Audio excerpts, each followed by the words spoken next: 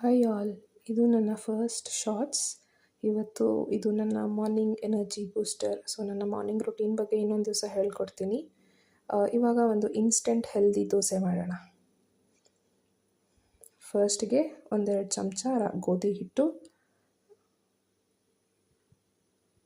ಆಮೇಲೆ ಸ್ವಲ್ಪ ರಾಗಿ ಹಿಟ್ಟು. ಸೊ ನೀವು ಕ್ವಾಂಟಿಟಿ ನೋಡ್ಕೊಂಡು ಹಾಕ್ಕೊಳ್ಬೋದು.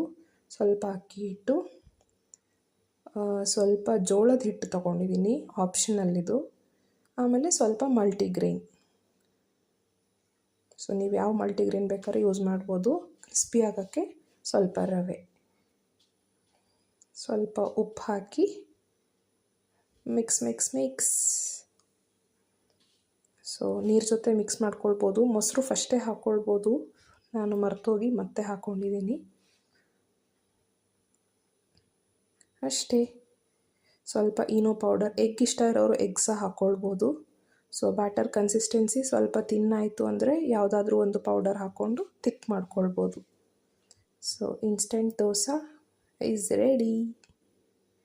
ಯಮ್ಮಿ, ಕ್ರಿಸ್ಪಿಯಾಗಿ ಸಹ ಇರುತ್ತೆ, ಹೆಲ್ದಿ ಸಹ.